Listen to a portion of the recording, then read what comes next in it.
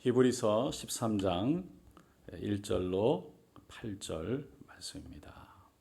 형제 사랑하기를 계속하고 손님 대접하기를 잊지 말라. 이로써 부지 중에 천사들을 대접한 이들이 있었느니라. 너희도 함께 갇힌 것 같이 갇힌 자를 생각하고 너희도 몸을 가졌은즉 학대받는 자를 생각하라. 모든 사람은 결혼을 귀히 여기고 침소를 더럽히지 않게 하라. 음행하는 자들과 간음하는 자들을 하나님이 심판하시리라.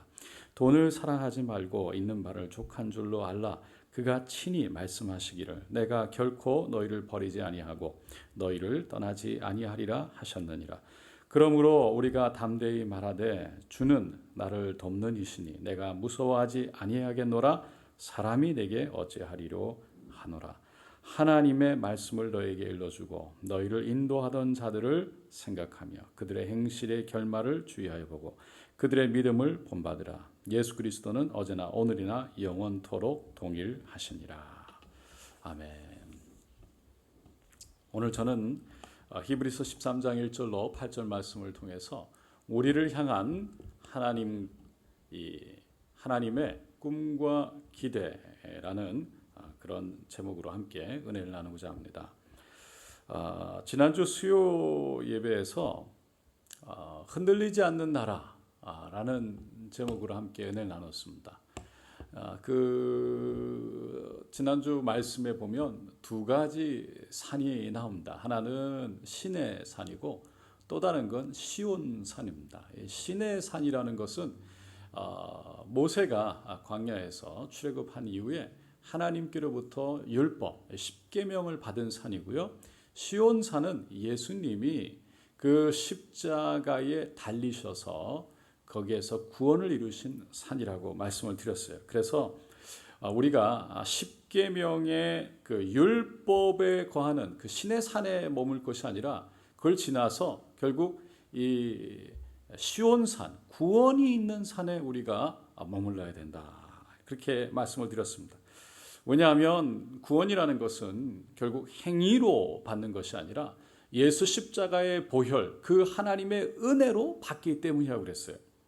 그런데 히브리서 기자가요, 이제 13장에 들어와서 오늘 본문에 이렇게 말하고 있습니다. 형제 사랑하기를 계속하고, 지금 행위에 대해서 얘기하고 있는 거예요.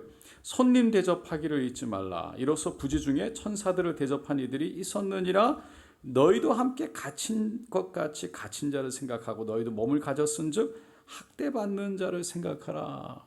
그러니까 히브리서 기자는요, 지금 십자가로 인해서 오직 예수 그리스도의 보혈로 구원을 받는 것에 대해서 얘기를 한 다음에, 그래서 그 구원 속에 있어야 된다, 은혜 속에 있어야 된다라고 얘기한 후에, 지금 그런 은혜를 받은 사람들은, 구원 안에 있는 사람들은 다시 행위로 돌아가서요, 이런 행위 안에 있어야 된다라고 말하고 있는 거예요. 여러분, 히브리서 기자가 히브리서를 썼던 이유가 여러 번 말씀을 드렸지만,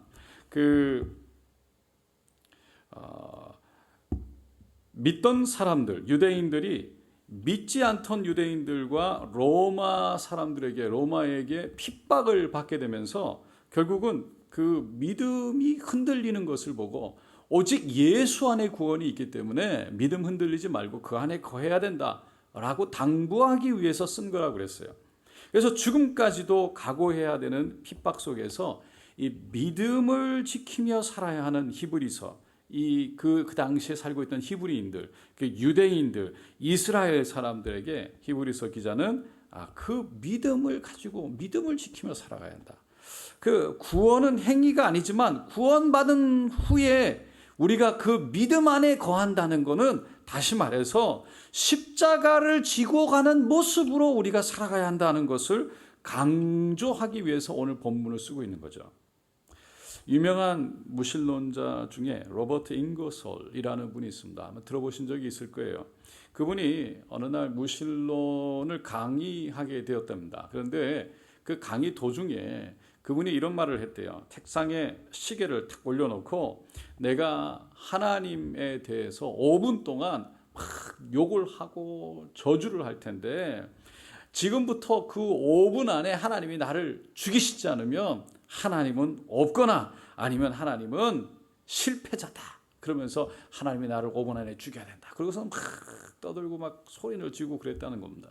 그리고서는 5분이 딱 지나니까 바라고 아무 일도 일어나지 않았다고, 인간이 승리자고 신은 실패자라고 그렇게 외쳤다는 거예요. 그런데 그 이야기를 전해 들었던 아주 신실한 그리스도인 중에 티오도 파크라는 사람이 그 얘기를 듣고 아주 흥미로운 얘기를 합니다.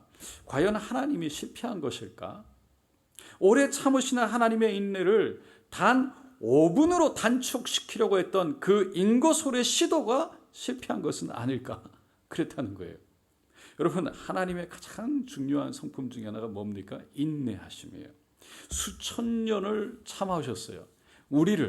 우리의 죄악을, 왜? 우리를 결국 구원하시기 위해서. 여러분, 하나님의 인내를 단 5분 안으로 단축시키려는 인간의 시도, 그 요구는요, 사실 말이 안 되는 거예요. 특별히 하나님이 오래 참으시고 기다리시는 이유가 우리를 사랑하시기 때문인 것을 생각하면 그런 인간의 요구는 마치 3살짜리 어린아이가 아버지한테 아주 칼이 날카롭게 시퍼렇게 선 큰 칼을 사달라고 쪼르는 거나 떼쓰는 거나 그런 마찬가지로 무지한 거예요. 여러분, 하나님은 자기 백성에 대해서 사랑하실 뿐 아니라 특별한 기대와 꿈을 갖고 계십니다. 출애굽한 이스라엘 백성들을 보면 알 수 있죠. 이 하나님은 힘든 노역으로 고생하고 있는 이스라엘 백성들을 이 애굽에서 출애굽하게 하시고 나오게 하세요. 하지만 그냥 무조건 출애굽하게 탈출시킨 것이 아니라 이스라엘 백성들에 대한 분명한 기대와 꿈을 가지고 계셨어요. 그 꿈과 기대가 무엇이었습니까? 그것은 시내 산에서 주어졌던 율법을 보면 알 수 있어요. 십계명. 애굽에서 이스라엘을 탈출시킨 이후에 하나님이 이스라엘 백성들에게 가장 먼저 하신 것이 뭐냐면 십계명을 주시는 거였어요. 그 십계명을 통해서 이스라엘 백성들을 많은 열방들, 민족들 가운데 하나님의 백성들 모델로 아주 잘 세우기를 원하셨던 거죠. 그 하나님이 꿈꾸셨던 그 모델된 그 백성, 그런 백성은 어떤 백성이냐 하면 십계명에 보면 우리가 잘 알 수 있습니다. 첫 번째 십계명은 두 파트로 나눠져 있는데 첫 번째 파트는 1계명에서부터 4계명까지 우리가 아는 것처럼 하나님과 우리의 관계에 대해서 말하고 있어요. 그러니까 하나님과 우리의 관계가 어떻게 해야 된다라는 걸 말하고 있고요. 두 번째는 우리끼리 사람과 사람 사이에서 하나님의 백성들끼리 이루어야 될 그 관계에 대해서 말하고 있는 거예요. 그게 5계명부터 10계명까지죠. 그러니까 하나님이 꿈꾸셨던 백성은요, 우리가 아는 것처럼 1계명에서 다 4계명까지 오직 하나님만 사랑하는 것이고요. 5계명부터 10계명까지 우리가 서로 섬기며 돌아보며 사랑하며 살아가는 거예요. 이와 같은 하나님의 꿈은 지금도 동일합니다. 교회를 통해서 세워진 이 공동체를 하나님은 서로 사랑하고 또 이웃을 사랑하고 하나님을 사랑하고 그래서 사랑의 공동체, 십자가의 공동체를 이루기를 원하시는 거죠. 오늘 본문 말씀은 바로 이와 같은 하나님의 꿈과 기대에 대한 부분을 기록하고 있습니다. 특별히 이 10계명의 두 번째 파트, 5계명부터 10계명까지의 이야기를 하고 있는 거예요. 그러니까 오늘 본문 바로 전까지는 히브리서 기자가 믿음에 대해서 하나님과 이스라엘 백성들의 관계에 대해서 특별히 얘기를 했다면 이제 13장에 들어와서 오늘 본문에서는 성도들끼리 가져야 될 그 믿음의 사람들이 가져야 될 우리가 지켜나가야 될 그 믿음의 근본적인 행위가 무엇인지를 그 모습을 그 삶을 얘기하고 있는 거죠. 그래서 그 구체적인 삶의 모습에 대해서 오늘은 몇 가지 함께 본문을 통해서 알아보겠습니다. 첫 번째가 뭐냐면 1절에 뭐라고 그럽니까? 형제 사랑하기를 계속하고 라고 말합니다. 여기에 나오는 이 사랑이라는 단어를 원어로 보게 되면 필레오라고 되어 있어요.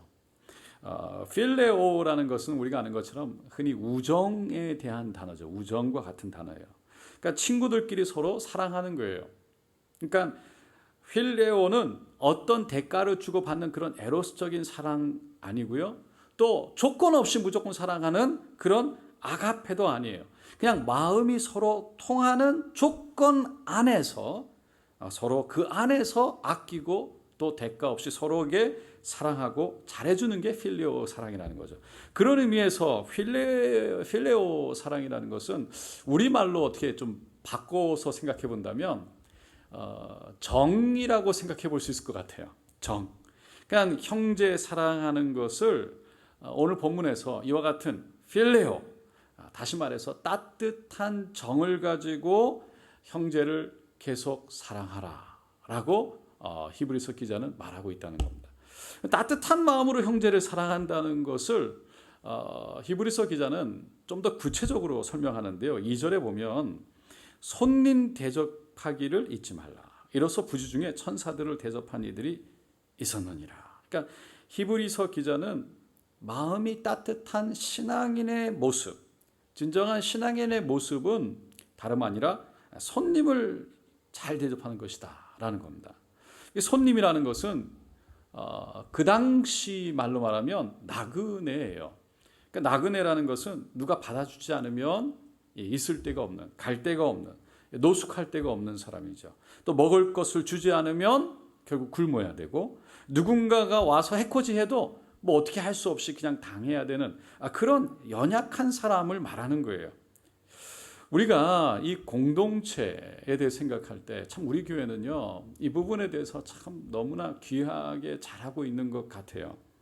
우리 교회에서 누가 힘들다고 그러면 참 다들 함께 하나 돼서 같은 마음으로 돕는 그 마음들, 또 그 모습들을 참 많이 보게 됩니다. 이번에도 어려운 분들을 우리가 함께 도웁시다 했더니 많은 분들이 정말 힘든데도 불구하고 함께 해주셨어요. 지교회를 도웁시다. 그러면 그 지교회에 정말 필요한 것이 무엇인가?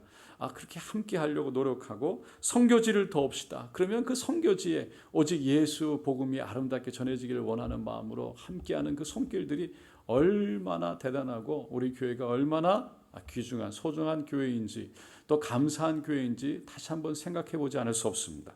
여러분, 이렇게 따뜻한 마음을 가리켜서요, 영어로 얘기하면 심파티를 갖고 있다. 따뜻한 마음. 다시 공감하는 마음이다라는 거예요. 그러니까 이 감정은 우리 주님이 이 땅에 계실 때 이 예수님 앞에 몰려왔던 많은 사람들을 보면서 마음이 참 측은하셨던, 그러니까 상한 자들, 깨어진 자들, 병든 자들, 굶주린 자들, 귀신 들린 자들, 절망하고 있는 자들, 그 슬퍼하는 사람들을 바라보면서 예수님이 가졌던 그 마음인 거예요. 민망히 여기는 마음, 불쌍히 여기는 마음.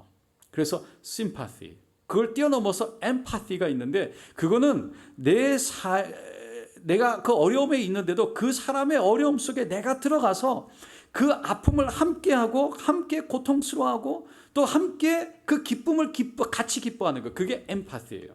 그러니까 심파티보다 더 뛰어넘어서, 심파티는 그냥 마음에, 똑같은 우리나라 말로 공감이란 단어로 이게 번역이 되지만, 심파티와 엠파티는 다른 겁니다. 그러니까 엠파티는 완전히 그 안에 내가 그 자리에 들어가서 하는 거죠. 하나님이요, 우리에게 기대하는 마음, 그것이 바로 심파티, 또 뛰어넘어서 엠파티와 같은 마음이라는 거예요. 그래서 히브리서 기자는 오늘 본문 3절에 갇힌 자, 학대받는 자를 생각하라 라고 말하고 있습니다. 그러니까 자기도 함께 갇힌 것 같이 갇힌 자를 생각하고, 자기도 몸을 가졌은 즉 학대받는 자를 생각하라. 이게 엠파티예요. 갇힌 자, 학대받는 자, 그들의 아픔을 내가 그렇게 같이 그 마음을 생각하면서 그 안에 같이 공감하는 거죠. 그러니까 하나님의 백성은 나도 힘들지만 나보다 더 힘든 사람들을 돌아보면서 그들의 아픔을 생각하는 것, 그래서 함께 공감하는 거예요. 여러분, 서로가 서로를 불쌍히 여기고 공감하는 마음은 하나님이 우리에게 주신 이 공동체를 지켜가는 엄청난 비밀이고 힘이에요. 능력이에요. 교회를 한 몸이라고 하고, 각자의 성도들을 한 지체라고 하고, 형제와 자매로, 더 나아가서 가족이라고 부를 수 있는 건 바로 서로가 서로에게 공감하는 마음으로 기쁠 때 함께 기뻐하고, 슬플 때 함께 슬퍼하고, 아플 때 함께 눈물 짓게 하기 때문입니다. 하나님은 바로 이러한 마음을 하나님의 백성들에게서 기대한다는 거예요. 왜냐하면 그것이 바로 하나님의 나라, 하나님 나라답게 하는 힘이고 능력이기 때문입니다. 사단은 그것을 알기 때문에 어떻게 하든 하나님의 사람들이 서로에게서 멀어지도록, 그런 공감함을 갖지 못하도록, 그 공감함을 통해 하나님의 손길을 깨닫고 하나님의 은혜를 느끼는 것을 갖지 못하도록 흩어버리는 거죠. 이 팬데믹 시간에 결국 사단이, 우리가 팬데믹 자체가 사단이 하는 것이라고 말하는 것을 모르겠어요. 그럴 수도 있겠지만 그것을 뛰어넘어서 하나님께서, 사단은 그런 기회를 절대로 그냥 놓치지 않는다는 거죠. 그런 기회에 어떻게든 교회가 흩어지게 하고 성도들끼리 마음들이, 공감하는 마음들이 끊어지게 하는 것이 바로 사단이 하는 거라는 겁니다. 그리고는 오늘 본문 4절과 5절에서 말하는 것처럼 더 나아가서 성과 돈에 대해서 유혹을 하고, 그래서 우리가 하나님이 꿈꾸는 모델된 백성으로 세워지는 것을 원하지 않는 거예요. 4절과 5절에 보면 모든 사람은 혼인을 귀히 여기고 침소를 더럽히지 않게 하라. 음행하는 자들과 간음하는 자들을 하나님이 심판하시리라. 돈을 사랑치 말고 있는 바를 족한 줄로 알라. 그가 친히 말씀하시기를 내가 과연 너희를 버리지 아니하고 과연 너희를 떠나지 아니하리라 하셨느니라. 이브리서 기자는 이것이 바로 우리 믿는 하나님의 백성들이 가져야 될 삶의 모습, 다시 말해서 구원받은 백성들이 은혜로 하나님의 그 십자가 그 구원 안에 있는 사람들이 가져야 될 모습이다 라고 말하고 있습니다. 또 다른 모습이라는 거예요.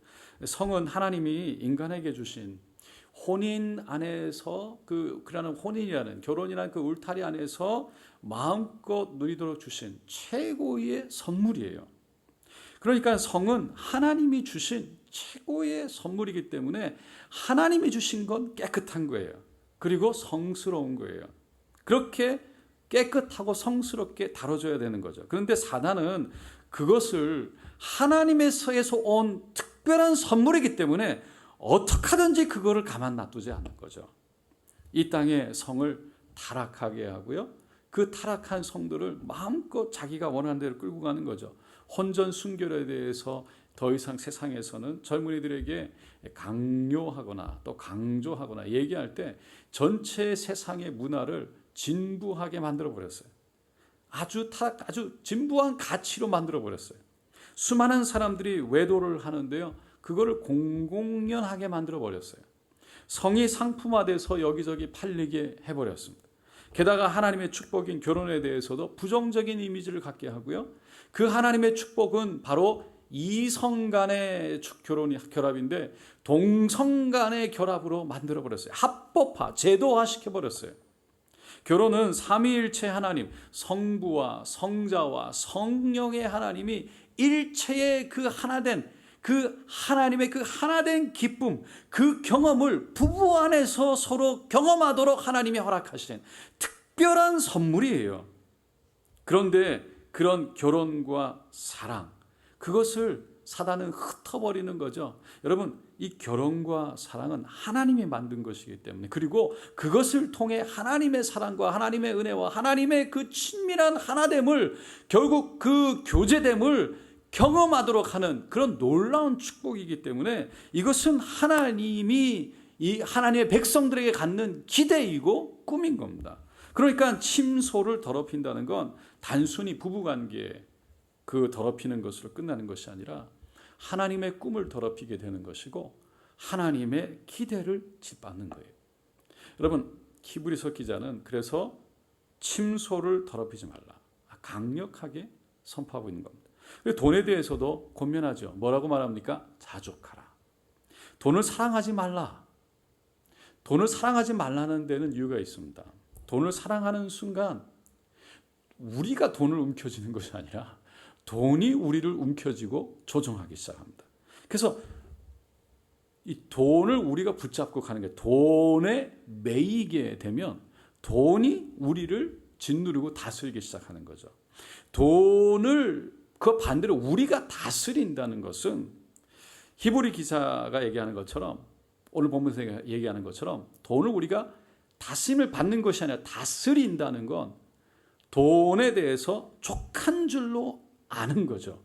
나에게 주어진 것에 대해서 족한 걸로 감사하고, 그렇다고 해서 하나님의 꿈을 갖고 도전하지 말라는 게 아니에요. 그걸 하나님이 주신 것을 감사하고 귀중하고 소중하게 여기라는 거죠. 돈에 대해서 그게 아니라 탐심을 갖게 되면, 욕심을 갖게 되면 결국 그 돈 때문에, 그 욕심 때문에, 돈을 가지기 위해서 그것 때문에 뭐든지 그 돈 때문에 하는 거예요. 그 돈을 취하기 위해서 뭐든지 하는 거예요. 그게 바로 내가 하는 것이 아니라 돈이 나를 이끌어서 돈이 나를 끌고 가는 거죠. 내가 돈을 조정하고 다스리는 것이 아니라 내가 돈 때문에 무엇이든지 하고 내가 돈 때문에 노예처럼 살게 되는, 결국은 그게 돈에 의해서 조종된다는 거예요. 마치 우리가 가끔 담배에 대해서 얘기하듯이 담배가 사람을 조종합니까? 사람이 담배가 조종합니까? 결국 보면 담배를 피다 보면 담배가 나를 원해서, 내가 너무 피고 내가 조정 못하고 담배에 의해서 내가 조정이 돼서 가는 것처럼 마찬가지라는 거예요. 여러분, 돈은 분명히 우리가 이 땅에 살아가면서 꼭 필요한 것 중에 하나입니다. 꼭 필요하죠. 하지만 돈 때문에 매일매일 걱정되어지고, 돈 때문에 우리의 삶의 핵심 주제가 오직 거기에만 있고, 그렇다면 우리의 삶이 혹시 돈의 지배하에 돈 때문에 살아가는 것은 아닌지, 돈이 삶의 모티베이션, 동기가 되어버리는 거 아닌지 우리가 좀 생각해 볼 필요가 있다는 겁니다. 그래서 돈을 통해서 우리가 얻게 되는 것에 초점 맞춰져서 그것을 얻기 위해 결국은 내가 그냥 살아가는 것, 그게 아니라 돈이 우리의 필요를 채워주는 것이 아니라 돈의 주인 되시는 하나님이 우리의 필요를 채워준다는 것을 우리는 늘 기억해야 되는 것이고 생각해 봐야 된다는 거예요. 그것을 바로 족하게 여긴다. 다시 말해서 하나님의 은혜, 하나님이 우리의 하나님 되심을, 하나님이 우리에게 공급하시는 것을 감사와 또한 하나님이 허락하시는 것을 귀하게 여기는, 나에게 있는 것을 소중하게 여기는 것을 늘 가져야 된다라는 것이죠. 끝으로 히브리서 13장 6절을 함께 읽어보겠습니다. 그러므로 우리가 담대히 가로되 이는 주는 나를 돕는 자시니 내가 무서워 아니하겠노라. 사람이 내게 어찌하리요 하노라. 결국 히브리서 기자는 오직 하나님을 두려워할 때 돈에 대한 두려움은 사라질 것이다 라고 권면합니다. 사랑하는 성도 여러분, 하나님은 예수 그리스도를 믿는 믿음으로 이제 하나님의 백성이 된 우리들에게 기대와 꿈을 가지고 계세요. 그것을 오늘 히브리서 기자는 13장에 와서 얘기하고 있는 거예요. 그것은 바로 하나님의 성품이신 sympathy, 그걸 뛰어넘어서 empathy, 공감함을 가지고 하나님만 사랑할 뿐만 아니라 옆에 주위의 형제를 사랑하고 나그네 대자들을 잘 돌보고 또 갇힌 자, 학대받는 자를 불쌍히 여기며 그 마음으로 함께하는 것을 말합니다. 그리고 더 나아가서 성과 돈에 있어서 거룩과 성결로 지켜갈 것을 말하고 있는 것입니다. 사랑하는 성도 여러분, 하나님이 우리를 구원하신 그 은혜에 합당한 그 꿈과 기대에 맞게 우리 함께 성령의 이끌림 받아서 성령의 도우심 안에 우리가 그렇게 살아갈 수 있기를, 또 살아가는 저 여러분 되시기를 예수님의 이름으로 축원드립니다.